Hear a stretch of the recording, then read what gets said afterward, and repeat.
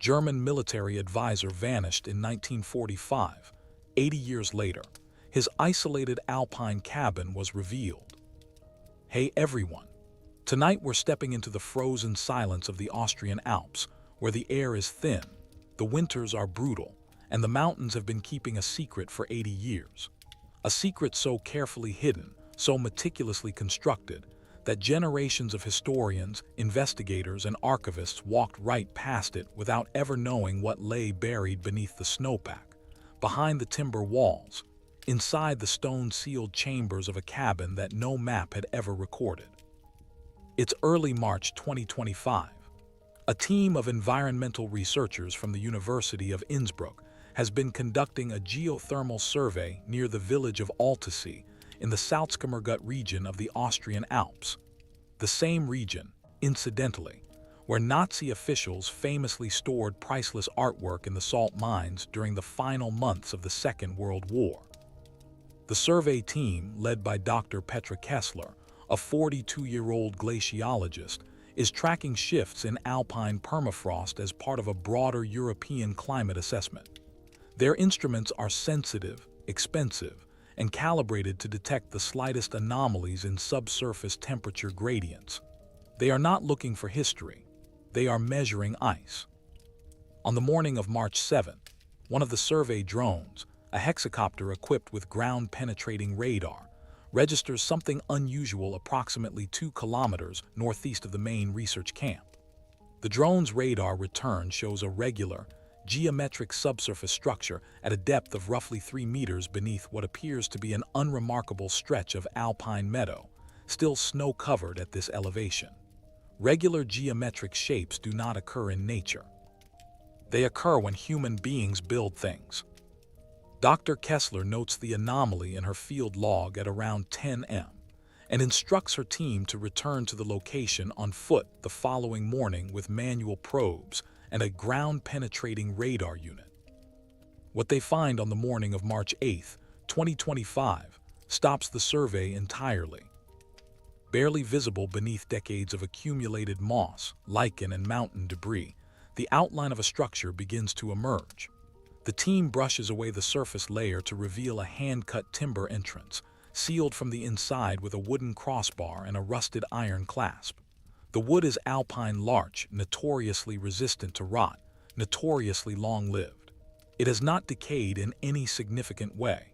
Whoever built this did not want it to be found, but they also built it to last. By 3 p.m. on that same afternoon, Dr. Kessler has contacted the Austrian Federal Monuments Authority. By evening, 2 archaeologists from the Salzburg Heritage Institute are on site. The timber entrance is carefully unsealed. Flashlights sweep into the darkness beyond. Inside, the team discovers a single-room structure, roughly 4 meters by 5 meters, with stone walls, a wooden sleeping platform, and a small iron stove. It's flue-sealed with a metal plate from the inside. On the sleeping platform, sealed inside an oilskin packet that has kept its contents almost entirely intact, investigators find a leather-bound journal, a German military identification booklet, a small collection of personal photographs, a folded topographic map with handwritten annotations, and most startlingly, a death certificate. The death certificate, issued in May 1945 by the Wehrmacht's Central Personnel Records Office, bears the name Oberstleutnant Wolfgang Ernst Keinzel, born April 14, 1901 in Munich, Bavaria. It declares him killed in action on April 28, 1945, during the defense of the Berlin perimeter. His remains, according to this document, were unrecoverable. The Reich was collapsing. Millions were dying. One more death record among millions. But the journal inside this sealed cabin tells a different story. The final entry is dated December 21, 1952, 7.5 years after Wolfgang Ernst Keinzel was officially declared dead. He wasn't in Berlin on April 28, 1945. He was here in this cabin, loading a rucksack.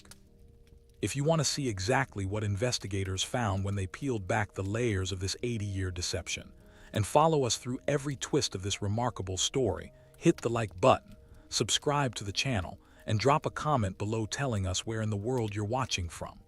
Whether you're joining us from Vienna at midnight or from Sao Paulo on a Sunday morning, we are going to explore this together. The Alps don't give up their secrets easily, but tonight they give up this one. To understand how a man could vanish so completely, to understand how a German military officer could fake his own death, disappear into the mountain wilderness, and live undetected for years, you first need to understand who Wolfgang Ernst Kinzel was, what he had done, and why the German military machine would have been very reluctant to list him as anything other than a casualty of war.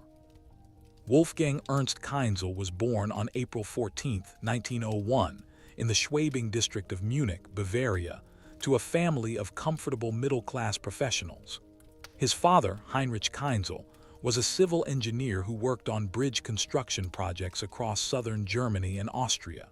His mother, Margarethe, née Hofstetter, was a schoolteacher. He was the second of 3 children, and by all accounts of those who knew him in his youth, he was unusually methodical, intensely curious about maps and terrain, and possessed of what his childhood teachers described in school reports as an almost alarming capacity for self-control. He did not panic. He did not blurt. He planned. He enrolled in the Reichswehr, the German military establishment of the Weimar Republic, in 1921, at age 20, following in a long tradition of Bavarian officers who saw military service as a natural extension of civic life. He was not, by any account, an ideological zealot. He did not join the NSDAP until 1938, and even then, colleagues later noted, the membership appeared to be a professional necessity rather than a philosophical commitment. He cared about engineering, about terrain, about the elegant intersection of geography and tactical movement. He cared about mountains. His early career was spent almost entirely in Alpine warfare training and mountain operations. He served with the 1st Gebirgsjäger Division, the legendary Austrian-German mountain troops, as a junior officer in the early 1930s, and quickly distinguished himself as one of the division's foremost experts in Alpine logistics, the science of moving men, equipment, and supplies through terrain that should be impassable. He understood snow loads, avalanche risk, hidden valley routes, and the microclimate variations that could mean the difference between a column of soldiers arriving at a position or freezing to death 600 meters short of it. By 1936, Kinzel held the rank of major and had been reassigned to the Wehrmacht's High Command, specifically to a unit designated the Gebirgskorps Führungsstab, the Mountain Corps Command Staff. This was not a combat unit.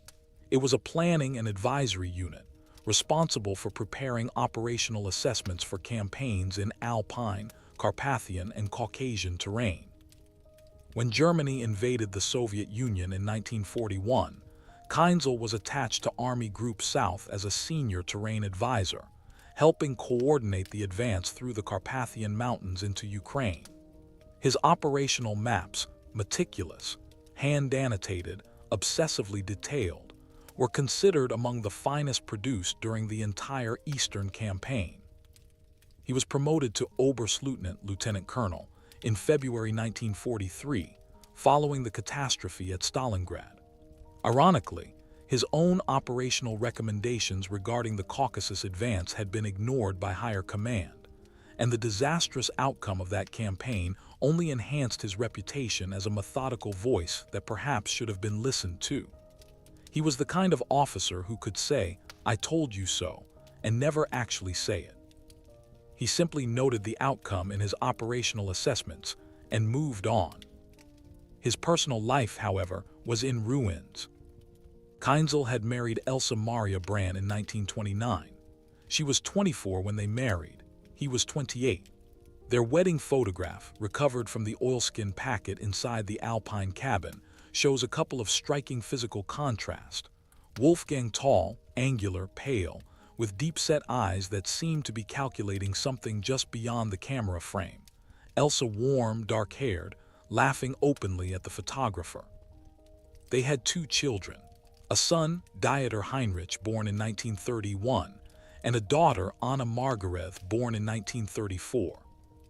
In July 1944, Elsa and both children were killed in the Allied firebombing of Munich.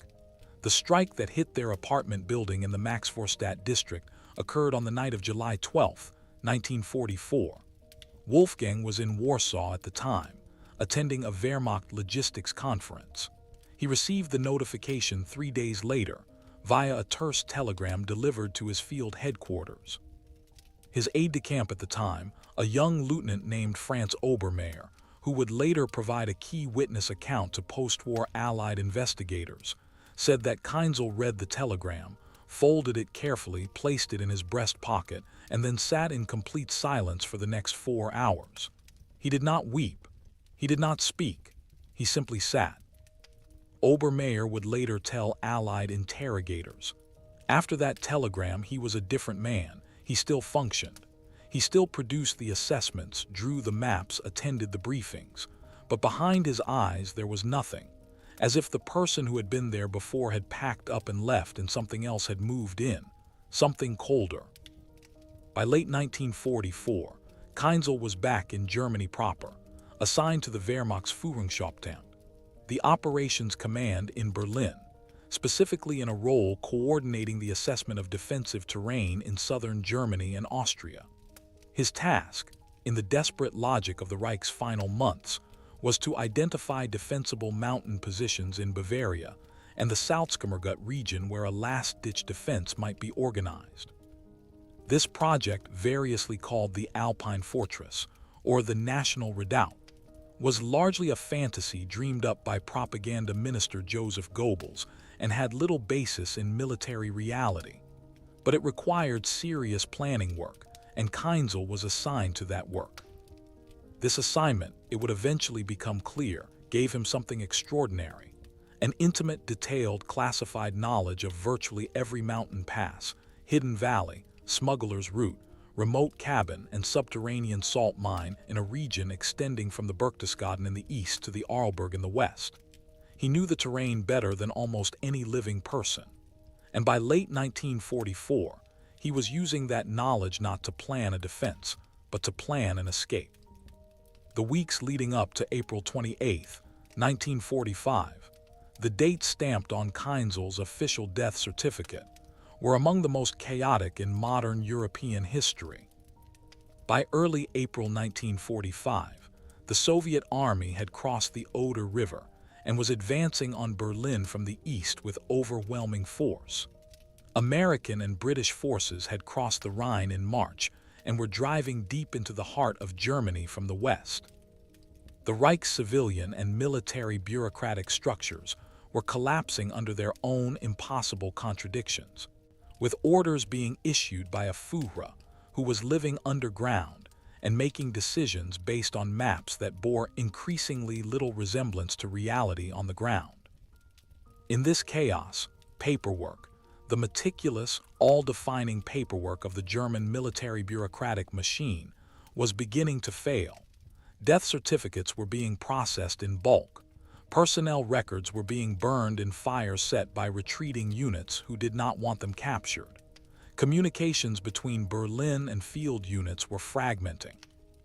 In the confusion of a civilization disintegrating, a man with the right knowledge, the right contacts, and the cold, methodical capacity for planning that Wolfgang Kinzel had demonstrated throughout his career might, theoretically, find the space to disappear. He had been planning his disappearance since January 1945. The evidence for this, compiled during the 2025 investigation, is substantial. The first piece of planning evidence is found in the journal recovered from the cabin. An entry dated January 9, 1945, reads, in Kinzel's characteristic compressed, unemotional style, assessed route K7, viable through late March. Cabin at K7 terminus requires provisioning, 4 weeks minimum required. Route K7, investigators would eventually determine, was an internal designation Kinzel had developed during his Alpine Fortress survey work. A route threading from the southwestern outskirts of Salzburg through the Tennengebirge Range, crossing into the Gassau Valley, and arriving at a point northeast of Altasea that corresponded precisely with the location of the discovered cabin. He had identified the cabin, a long-abandoned seasonal hunting structure belonging to a family estate whose records had been absorbed into the Nazi administration's property seizures during a terrain survey conducted in November 1944. He had noted it in his official survey as structurally unsound, unsuitable for military use. This assessment ensured that no other official would examine it closely. Then, over a period of 3 months, between January and April 1945, Kinzel made a series of increasingly bold moves to prepare both the cabin and his own disappearance. Working through an intermediary, a civilian contractor named Karl Huber, who operated a building supply depot in Salzburg and who had provided materials for the Alpine Fortress survey project, Kinzel arranged for the discreet transport of supplies to a drop point near the Gassau Valley. Dried provisions, medical supplies, a quantity of kerosene, lamp oil, writing materials, an additional set of winter clothing, a surveying compass, and 3 detailed topographic maps of the surrounding alpine terrain. These materials were ostensibly logged as survey materials for Field Assessment Unit 7. They were never survey materials. The forged documents required for his escape were provided by a network that the post-war investigation would identify as a pre-existing, if loosely organized, chain of contacts spanning Wehrmacht logistics officers, Austrian civil servants, and at least 2 Roman Catholic clergy in the Salzburg Archdiocese. This network, never formally named by its members, referred to in investigative files as Netzwerk Silberbach, after a small stream in the Tennengebirge region where several of its members met, had been quietly facilitating the movement of German officers out of the Reich since late 1944. It operated not through ideology but through money, mutual self-protection, and the pragmatic recognition among certain circles that the war was lost and that certain individuals were worth preserving. Kinzel's new identity was that of Heinrich Waller, a civilian hydrological engineer from Linz, born 1903, whose documentation, identity card, labor pass, civilian movement permit, food ration book, had been assembled with painstaking authenticity. The identity card bore a photograph of Kinzel with his hair darkened with boot polish, wearing civilian clothes, with small wire-framed civilian spectacles. The photograph was taken in February 1945 in a back room of a photographic studio on the Getreidegasse in Salzburg by a photographer named Johann Praxmarer who, records show, died of a heart attack in 1946. His death, occurring so conveniently, has interested investigators, though no evidence of foul play has ever been established. Now the final days. On April 24, 1945, 4 days before his official death, Kinzel submitted a routine operational assessment to the Führungshauptamt in Berlin. It was signed, dated, stamped, and dispatched through normal channels. It was his last official act as an officer of the Wehrmacht. That same afternoon, he arranged a meeting with Lieutenant Obermayr and informed him, in what Obermayr would later describe as the most strangely calm conversation of his life, that he was being dispatched on a classified reconnaissance assignment to the Alpine region and that his communications would be restricted for operational security reasons. Obermayr was instructed to log this assignment in the unit diary. The entry appears. It is the last entry in the unit diary that mentions Kinzel. On the morning of April 25, 1945, at approximately 5 a.m., Kinzel left his billet in the southern Berlin suburb of Zehlendorf. He carried a regulation military knapsack, which contained his personal effects, the journal, the photographs, the maps, along with the folded civilian identity documents sewn into the lining of the bag. He walked to a transit depot 3 blocks away, where a military supply truck was scheduled to depart at 5:30 a.m. for the Munich garrison. The driver, a Jeffrader, a private first class named Hermann Stutz, had been paid in advance for the favor, not in Reichsmarks, in gold. 2 small gold coins, Swiss francs, minted before the war. The truck headed south out of Berlin through roads increasingly clogged with refugees, retreating Wehrmacht units, and the wreckage of a civilization coming apart at its seams. Kinzel rode in silence in the passenger cab. Stutz would later claim, in a deposition given to American military intelligence in August 1945, that his passenger said almost nothing for the entire journey. He watched the road. He watched the countryside. He watched the people fleeing.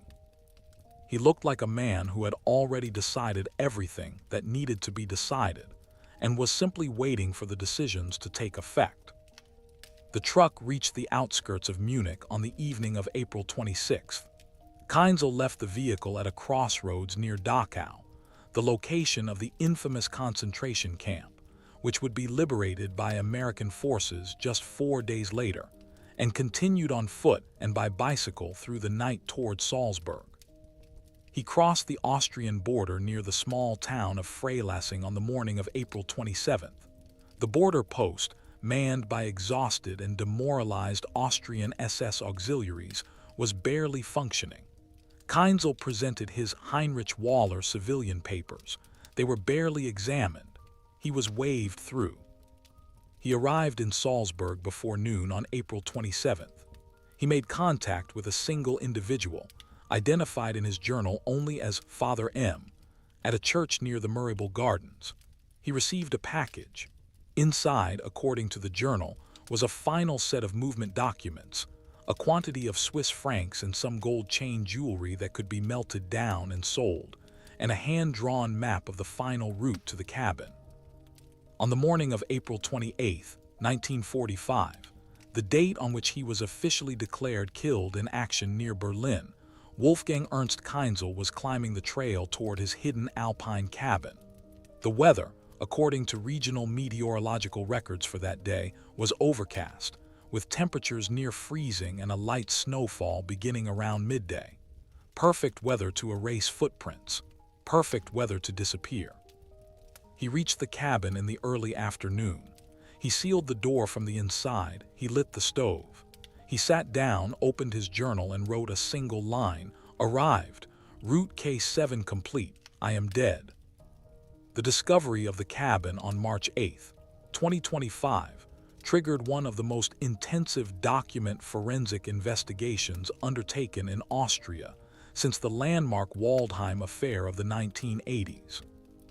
Within 72 hours of the initial discovery, the site had been formally transferred from environmental researchers to a joint investigative team comprising the Austrian Federal Criminal Police Office, the Bundeskriminalamt, the Institute for Contemporary History at the University of Vienna, the International Tracing Services Digital Archives Division, based in Bad Arolsen, Germany, and a private forensic document analysis firm called Legadoc GmbH, headquartered in Zurich, Switzerland.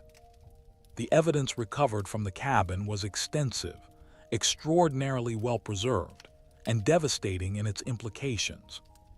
The oilskin packet alone contained 14 discrete items. Forensic cataloging of these items, conducted over a period of 5 days in a controlled cleanroom environment at the Vienna Institute of Forensic Sciences, proceeded methodically, with each item photographed, weighed, measured, and subjected to preliminary chemical analysis before being touched with gloved hands. The leather-bound journal ran to 212 written pages, covering the period from January 9, 1945, to December 21, 1952. The final third of the journal was blank. The entries were written in a compressed, precise German hand using 2 different ink types, a standard German military-issue blue-black ink for the earlier entries, shifting to a darker, brownish ink that chemical analysis identified as a homemade iron gall preparation for the post-1946 entries. This suggested that Kinzel had exhausted his original ink supply and been forced to manufacture his own from local materials, oak galls collected from the forest, dissolved in water, mixed with iron-rich solution. It was precisely the kind of improvised technical solution that characterized everything else about this man's approach to his circumstances. The journal's handwriting was submitted for analysis to Dr. Heinrich Morgner, a graphologist at the Freie Universität Berlin, who has spent 3 decades working with Wehrmacht-era document archives. Dr. Morgner's analysis, delivered in a written report dated March 22, 2025, concluded with a probability assessment of 97.3% that the journal entries were written by the same individual responsible for the known samples of Wolfgang Kinzel's handwriting held in his Wehrmacht personnel file at the German Federal Archives in Freiburg. The assessment took into account spacing habits, pressure patterns, letter formation in both stressed and relaxed writing conditions, and numerous idiosyncratic features, including a distinctive way of writing the letter K with an unusually pronounced upper serif that were consistent across all samples. The military identification booklet, the Sollbuch, was Kinzel's original document, not a forgery. Its presence inside the cabin confirmed that he had carried his true identity with him into hiding. He had not discarded it. He had preserved it, along with the death certificate that had been issued in his name, as if he wanted to keep a record of the fiction that had been constructed to erase him. The Heinrich Waller identity card was also recovered from the packet. Legadoc GmbH conducted a full forensic analysis of this document over a period of 9 days. The analysis revealed that the card had been produced using genuine German-manufactured Riefler identity card stock, the same stock used by municipal registry offices throughout Greater Germany and Austria during the period 1940 to 1945. The typeface was consistent with a specific model of Olympia office typewriter manufactured in 1942. The photograph adhered to the card using an animal-based gelatin adhesive of a type consistent with wartime period document production. The official stamp embossed in the lower left corner from the Municipal Registry Office of Linz was produced by a genuine stamp die, or a replica of such extraordinary quality that it would have been indistinguishable from the original at any checkpoint inspection. The investigators from the International Tracing Service cross-referenced the Heinrich Waller identity against their digital archive of over 17 million identity documents from the Nazi period. Their database, which represents the most complete catalog of wartime identity documentation in the world, returned a match. A genuine Heinrich Waller, born in Linz in 1903, had died in a hospital in Linz in February 1943 of pneumonia. His death had been registered. His identity documents, however, as was common practice for deceased civilians during the chaos of the wartime administrative system, had never been formally canceled in the central registry. They had simply ceased to exist officially when he died, until someone found them useful. The personal photographs, 8 in total, were the most emotionally charged items in the collection. 6 showed Elsa Kinzel and the 2 children, Dieter and Anna, at various ages. The photos were worn at the edges from repeated handling. One showed all 4 family members at a lakeside location that image analysis, using comparative landscape mapping, identified as the Wolfgangsee and the Salzkammergut, not far, ironically, from where Wolfgang Kinzel would eventually take his refuge. The remaining 2 photographs showed Wolfgang himself, one in uniform, the other in civilian clothes, taken at an unknown outdoor location with what appeared to be alpine terrain visible in the background. The topographic map recovered from the packet was a military issue 125,000 scale map of the Salzkammergut region, dated 1943.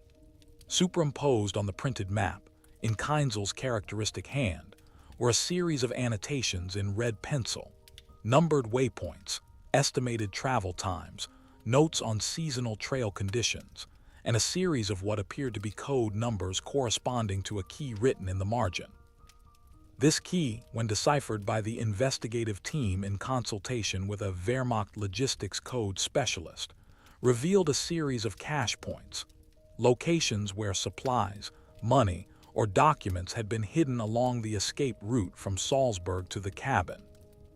One of these cache points, designated K73 on the map, corresponding to a notation reading Stone Wall, Southern Face, Loose Cap Stone, third from eastern end, was located at a position consistent with a dry stone field wall on a private farm property in the Gasso Valley. Investigators obtained permission to examine the wall on March 18, 2025. The third capstone from the eastern end of the wall, though heavily weathered, was found to sit loose on its base. Beneath it was a small cavity lined with lead sheeting. Inside the cavity was an empty tin container, approximately the size of a sardine tin. The tin had contained something. Staining on the lead lining suggested either coins or a folded document, but whatever it had contained had been removed, likely by Kinzel himself, decades ago. The DNA evidence, when it finally became available, was both powerful and frustratingly incomplete. Organic material recovered from the cabin interior, specifically biological residue extracted from the inner surface of the sleeping platform's wooden frame, and from the hairbrush found tucked inside a crack in the stone wall, was submitted for ancient DNA analysis at the Institute of Evolutionary Anthropology in Vienna. The ancient DNA laboratory, equipped with cleanroom facilities designed to prevent modern contamination, worked on the samples throughout March 2025. The results, delivered on April 3rd, came with significant caveats about degradation and sample quality, but produced a usable mitochondrial DNA profile consistent with Central European Germanic ancestry. Investigators then contacted the German Federal Archive and the Bundeswehr's Central Military Archive in Freiburg, requesting access to any available biological samples from known Kinzel family members. A surviving great-niece of Wolfgang Kinzel, Renate Huber, née Kinzel, age 71, living in Stuttgart, agreed to provide a DNA sample following contact from the investigative team. The mitochondrial DNA comparison between the cabin samples and Renate Huber's sample showed a high-confidence match along the maternal line, consistent with the samples having originated from someone sharing her maternal lineage, which would include, among others, Wolfgang Ernst Kinzel. Renate Huber, in a telephone interview with investigators and subsequently with journalists from the Austrian public broadcaster ORF, described her reaction as a very strange kind of grief. She had grown up knowing almost nothing about Wolfgang Kinzel. He was a branch of the family that was, she said, not discussed. Her grandparents had maintained throughout their lives that Wolfgang had died in Berlin in 1945. The discovery of the cabin, she said, made her feel not anger but something more complicated. He lost his wife. He lost both of his children. He survived a catastrophe that killed millions of people. I cannot simply call him a criminal without understanding what kind of person you become after that kind of loss. Wolfgang Kinzel did not escape alone. The accumulating weight of evidence from the 2025 investigation, cross-referenced against records held at the Bad Arolsen Archives, the Austrian State Archives in Vienna, the German Federal Archives in Berlin and Freiburg, and the documentation holdings of the Simon Wiesenthal Center in Los Angeles, makes clear that the network that facilitated his disappearance was neither improvised nor small. Netzwerk Silberbach, as the investigative file came to designate it, appears to have begun operating in the autumn of 1944, roughly coinciding with the failed July assassination attempt against Hitler and the subsequent tightening of SS control over the Wehrmacht's officer corps. Its origins appear to lie in a confluence of professional relationships, geographic proximity, and shared pragmatic assessment. A small group of people who had concluded, by late 1944, that the Reich was finished, that Allied retribution was coming, and that certain individuals had both the means and the motivation to avoid whatever came next. The network's core appears to have consisted of approximately 8 to 12 individuals, though the investigation has so far been able to identify only 6 with reasonable confidence. The first was Franz Brenner, a senior civilian official in the Salzburg Regional Administration who had responsibility for the issuance of civilian movement permits. Brenner, who died in a car accident in 1961, a circumstance that, like the photographer Praxmerer's earlier death, some investigators have found suspicious, was in a position to issue or authorize the issuance of valid civilian documentation for individuals who did not have legitimate civilian status.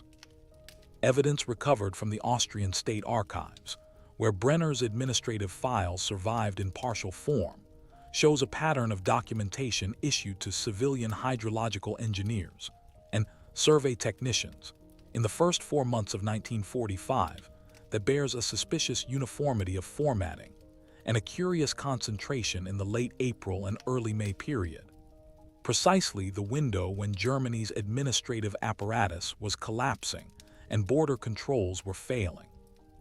The second identified member of the network was Father Maximilian Hess, a Catholic priest assigned to the parish of St. Andre in the Salzburg-Altstadt district. Father Hess, almost certainly the Father M referenced in Kinzel's journal, was known in the post-war period as a quiet, scholarly man who died in 1978 at the age of 72, having, apparently, never spoken publicly about the war years. His personal papers, donated to the Salzburg Diocesan Archive by his niece following his death, contained nothing incriminating. However, an analysis of his household accounts for the period January to May 1945, conducted by the investigative team following a tip from the Bad Arolsen archive researchers, showed a series of small cash receipts totaling an amount far in excess of what a parish priest's income could explain. These receipts are listed in his accounts under the heading Charitable Donations. They represent, investigators believe, a share of the funds paid by individuals using the escape network for the provision of documents and logistical support. The financial backbone of the network depended on something that the Reich's dissolving order had produced in surprising abundance: portable, untraceable value, gold. Not bars, bars were too heavy and too conspicuous. Coins, jewelry, pre-war Swiss currency. Dental gold removed from concentration camp victims, a deeply disturbing category of assets, some of which, investigators believe, entered the network's financial stream through intermediaries in the camp system, though this strand of the investigation remains incomplete and contested. Evidence from Kinzel's journal suggests that he himself contributed to the network's finances in gold equivalent to approximately 4,000 Swiss francs in contemporary 1945 value, a significant sum assembled partly from personal savings and partly, the journal hints obliquely, from funds that had passed through his hands during his Alpine fortress survey work in circumstances that are not entirely accounted for in the official Wehrmacht expenditure records. The escape route itself was a masterpiece of practical geography, which is perhaps unsurprising, given that it was designed by one of the Wehrmacht's foremost terrain specialists. It ran in 4 segments. Segment 1 covered the distance from Berlin to Munich, typically accomplished by vehicle, military transport, in Kinzel's case, using the main southbound Wehrmacht logistics corridors. This segment was the riskiest, crossing through territory that was increasingly under Allied air attack, but the volume of southbound military traffic in April 1945 provided cover. Multiple individuals used this segment within days of each other, separated sufficiently to avoid any appearance of coordinated movement. Segment 2 ran from Munich to the Austrian border, crossing near Freilassing, completed on foot and bicycle along secondary roads that paralleled, but did not use, the main border checkpoints. The route exploited a specific gap in the Freilassing border control coverage that Brenner's administrative contacts had confirmed was staffed by undermanned, demoralized auxiliaries in the final weeks of the war. 4 days' travel, depending on weather and delays. Segment 3 threaded from Freilassing through the outskirts of Salzburg city, through the Tenningau district, into the foothills of the Tennengebirge. Waypoints along this segment included a farmhouse near Hallein operated by a man named Georg Sulzbacher, a livestock farmer with no known political affiliations, who appears to have provided overnight accommodation to at least 6 individuals passing through the network in exchange for payment, and a second staging point near the Galling waterfall, which used a small cave in the limestone cliff face as a concealed rest point. The cave is noted in Kinzel's journal as cool and damp, remarkable acoustics, limestone formations on north wall. It still exists. Investigators located it on April 12, 2025. Segment 4 was the final Alpine crossing, from Galling through the Tennengebirge foothills, descending into the Gassau Valley, and then climbing northeast toward the Altasee area and the cabin. This segment was approximately 45 kilometers on foot through challenging terrain. Kinzel, with his mountaineering background, would have completed it over 2 to 3 days. For less physically capable individuals using the same route, Sulzbacher apparently provided pack horse transportation to the Gassau Valley access point. The investigation identified at least 3 other individuals, aside from Kinzel, who appear to have used the Netzwerk-Silberbach route. One was a Hauptmann, a captain, in the Wehrmacht Supply Corps named Rudolf Fassler, whose official death record places him killed in action near Breslau in February 1945, but whose name appears in a Swiss cantonal residence register from 1947 under a slightly altered form. Rudolf Fassler Murer, listed as a retired merchant. He died in Geneva in 1969.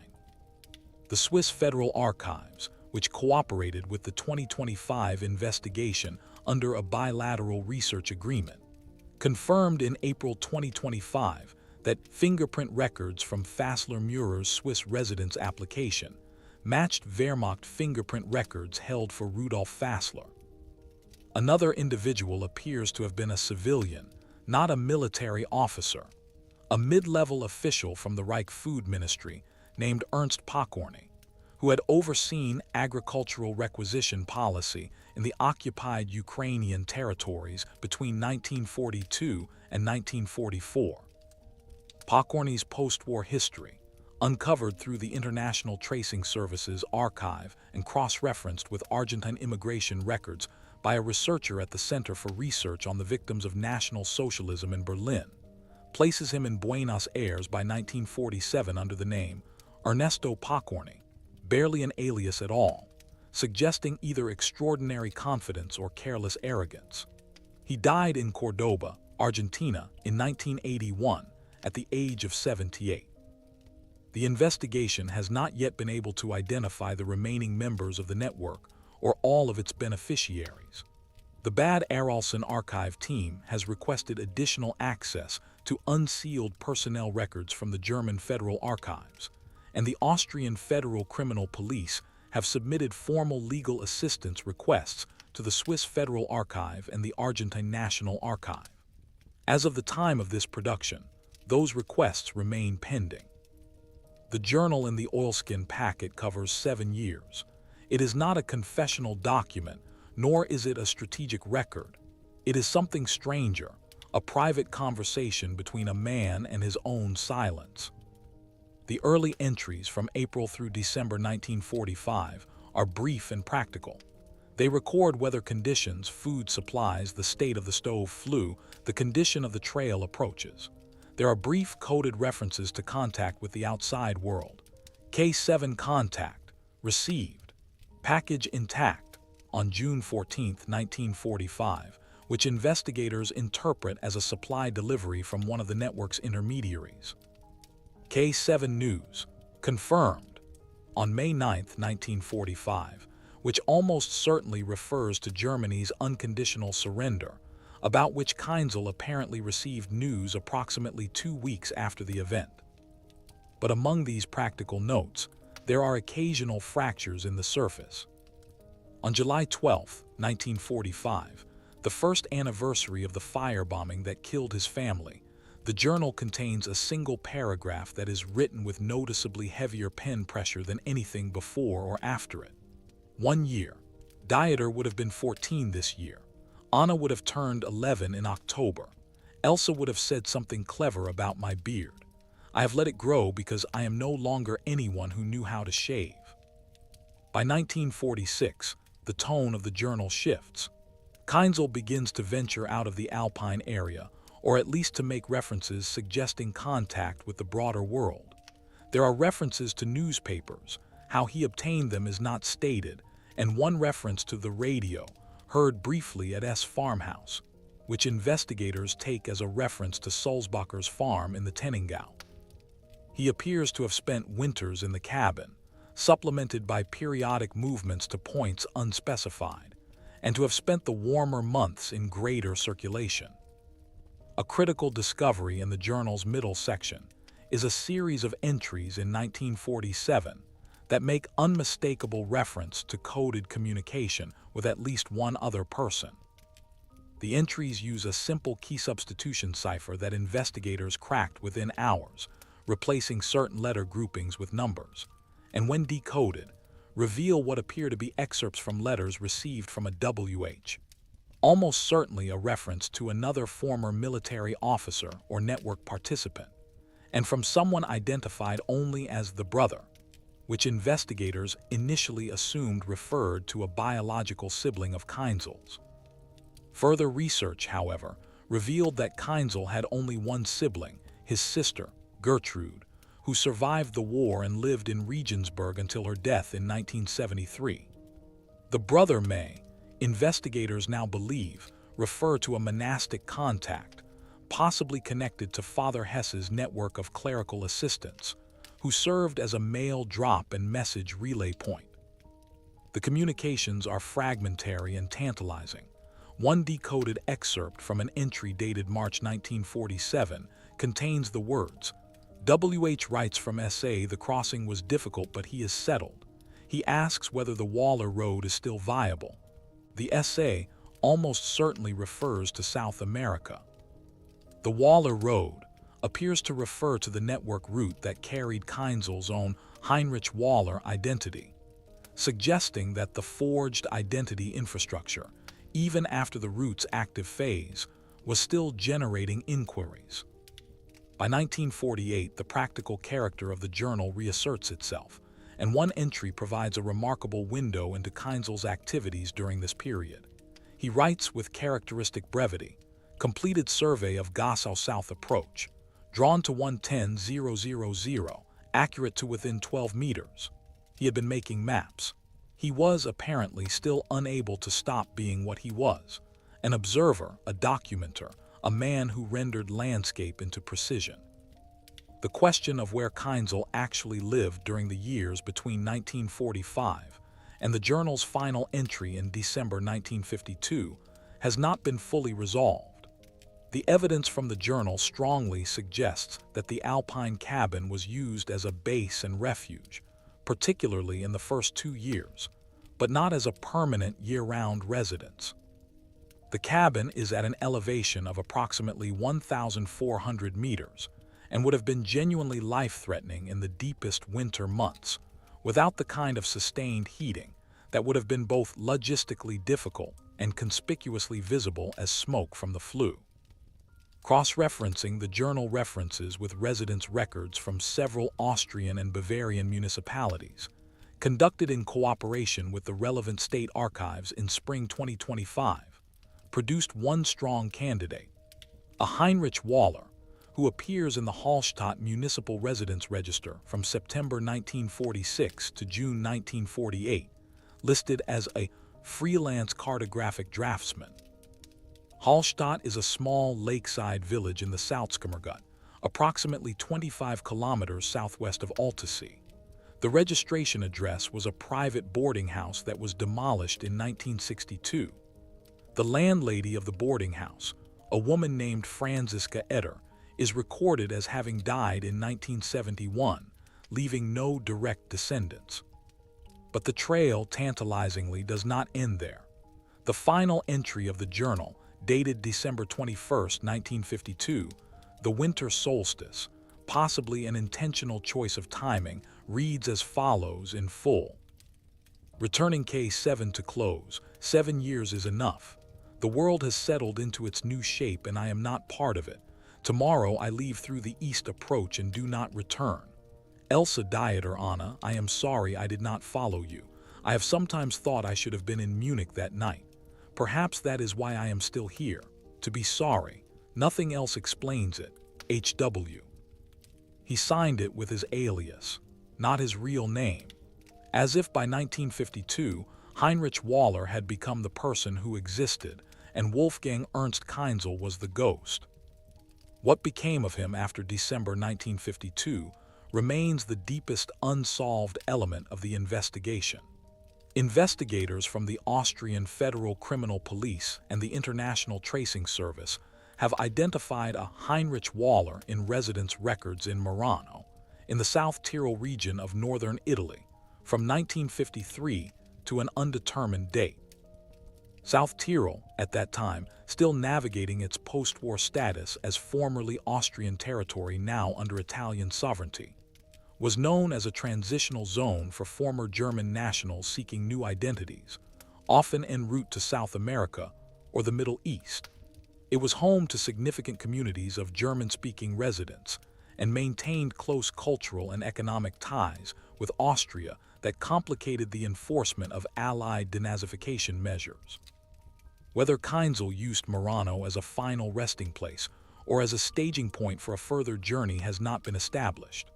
No death record for a Heinrich Waller, consistent with his known particulars, has been found in Italian, Austrian, German, Swiss, or Argentine archives, the 5 jurisdictions searched most thoroughly. It is possible he lived under yet another identity after 1952, one that has not yet been uncovered. It is also possible that he died before leaving any further administrative trace, in the mountains, from illness, in an unreported circumstance. He would have been 51 in 1952. He could, theoretically, have lived for another 30 or 40 years. The case of Wolfgang Ernst Keinzel presents the investigative historian and the attentive observer of human behavior with a set of moral questions that resist easy resolution. He was not, in the formal legal sense, a war criminal. The investigations conducted by the Bundeskriminalamt and reviewed by historians at the University of Vienna's Institute for Contemporary History have found no direct evidence that Keinzel personally committed or ordered atrocities. He was a terrain specialist, a mapper, a logistics advisor. His operational work enabled military campaigns, including the Eastern Front operations in which the Wehrmacht committed systematic crimes of extraordinary scale, but his direct personal culpability for those crimes is not established by the available evidence. He drew maps, he assessed passes, he calculated supply loads. This defense, of course, is the defense of the bureaucrat and the specialist in every era of organized evil. I only did my job. I only provided the tools. Others made the decisions that led to the deaths. But the moral calculus is not so clean. Keinzel's operational assessments in 1941 and 1942 directly supported military advances that resulted in the deaths of millions of Soviet civilians and prisoners of war. The Eastern Front was not simply a military campaign. It was, as we now understand from decades of historical scholarship, a deliberate war of annihilation. The Wehrmacht, including its specialized advisory units, was not an innocent instrument wielded by criminal political leadership. It was a participant, the cartographer who maps the road through which an army advances into occupied territory and carries out atrocities cannot, with intellectual honesty, declare himself entirely separate from those atrocities. Furthermore, Keinzel's escape itself was a moral act, or, more precisely, an immoral one in a specific and important sense. He escaped justice, not necessarily the justice of a war crimes trial, to which he might plausibly have argued he was not subject, but the justice of accountability, of facing a reckoning for his role in a catastrophe that killed 50 million people. While he was sealing himself into a cabin in the Austrian Alps, using gold, some portion of which may have derived from stolen assets of Holocaust victims, to fund his disappearance, the survivors of the camps were being liberated into a world that had been destroyed. Families throughout Europe were learning that their murdered relatives would have no justice. Kinzel simply walked away. And yet, his wife burned in a firebombing. His children, a 14-year-old boy and a 10-year-old girl, burned with her. Whatever philosophical framework one brings to the assessment of Wolfgang Kinzel's culpability, it must also accommodate the person who sat for 4 hours in silence with a telegram in his breast pocket, and who wrote 7 years later from a mountain cabin, "I am sorry I did not follow you." The historian Raoul Hilberg, in his monumental work on the mechanics of the Holocaust, coined the phrase, "the machinery of destruction," to describe how an entire civilization could organize itself around the project of systematic murder without requiring that any individual at any level of the machinery hold the entire picture in his mind at once. The cartographer does not see the bodies. The logistics officer does not hear the screams. The machinery distributes the moral weight so widely and diffuses individual responsibility so efficiently that each person can genuinely say, "I did not do this thing," and be, in a narrow technical sense, telling the truth. Wolfgang Kinzel was a product of this machinery. He was also a person who made choices: the choice to serve, the choice to stay, the choice to escape, the choice to preserve his journal, his evidence, his testimony, his private reckoning in an oilskin packet in a sealed mountain cabin where he evidently believed it would be found eventually by someone. Because that too must be said. He did not destroy the evidence. He preserved it.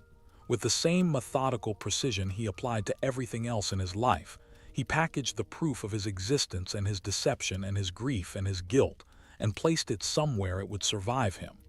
He knew the Alpine cabin would last. He sealed the timber door with a knowledge of mountain craft that guaranteed the contents would endure for decades. He left a record. Whether that constitutes a form of delayed confession, or simply an archivist's instinct too deep to suppress even at the moment of most radical self-erasure, is a question that the evidence alone cannot answer. It is the kind of question that belongs to each of us who reads this story and decides, in the private space of our own moral reasoning, what we make of a man who was neither pure villain nor pure victim, but something more uncomfortable and more human than either. The victims of the campaigns that Kinzel helped to plan received no such ambiguity. They received only death. Their names are not preserved in any oilskin packet.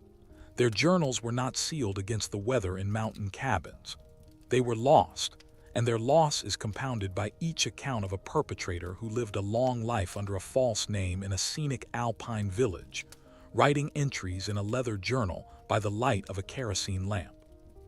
Justice requires that we name this clearly. He escaped accountability. Whatever the complexity of his inner life, whatever the depth of his grief, whatever the genuineness of his later regret, he was never made to answer for his role in the greatest criminal enterprise of the 20th century. And he knew he wasn't, and he chose that. On May 14, 2025, the cabin northeast of Altusee was formally protected as a heritage site under Austrian federal monuments law. The Austrian Federal Monuments Authority, in coordination with the Salzkammergut regional government and the Museum of Military History in Vienna, announced that the site would be developed as a small open-air memorial and interpretive center, scheduled to open to the public in 2027, on the 82nd anniversary of the end of the Second World War in Europe. The oilskin packet and its contents have been transferred to the custody of the Museum of Military History in Vienna, where they are undergoing full conservation treatment. The leather journal will eventually be digitized and made available through the museum's online research portal. The Heinrich Waller identity card has already been photographed, and included in the International Tracing Service's digital archive as a reference document for future research into wartime identity forgery.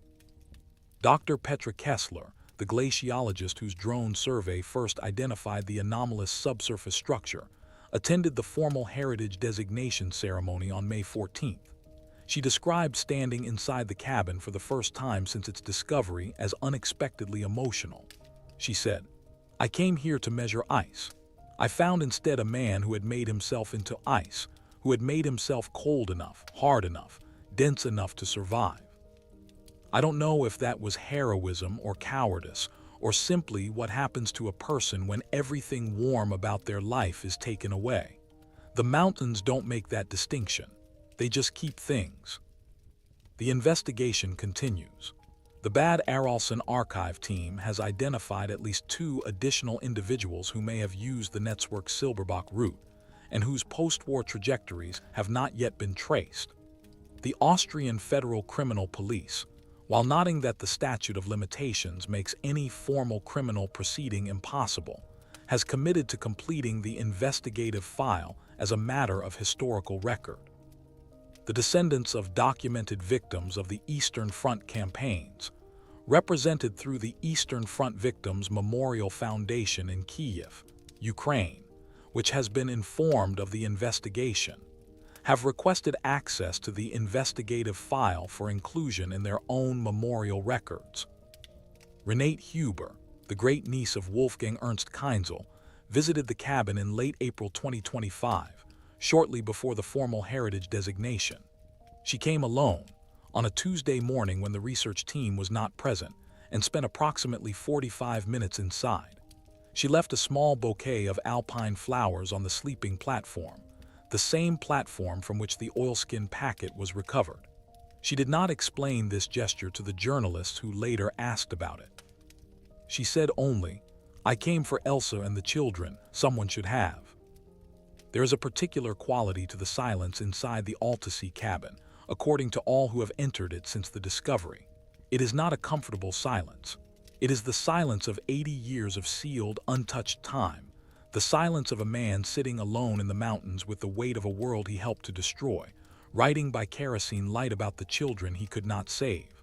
The stove is still there. The sleeping platform is still there.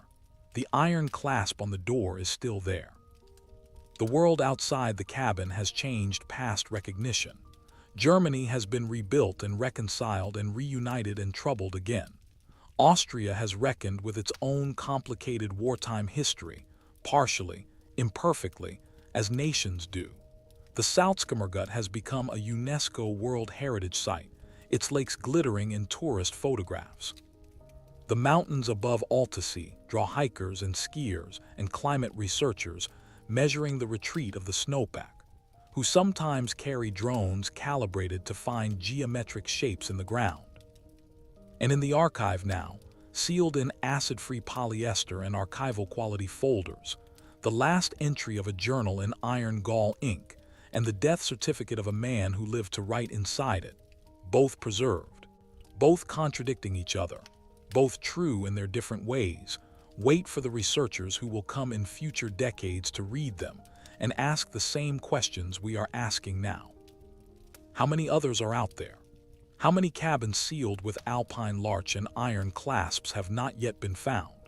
How many identity cards bearing dead men's names carried living men across borders that no longer exist, into countries that have since changed governments, into graves unmarked by anything that connects them to what they did and who they were? The mountains of Central Europe have given up one secret in 80 years of keeping it. They are vast and they are patient, and they have been holding human beings since before the words war and justice and accountability existed. They do not care about our categories. They only keep things until the ice shifts, until the drone flies over, until a researcher from the University of Innsbruck notes an anomaly and follows it into the dark. Sometimes the ground keeps secrets for 80 years, and when it finally lets go, the secret is not just about one man in one cabin. It is about the entire machinery of how human beings escape the consequences of what they have done to each other.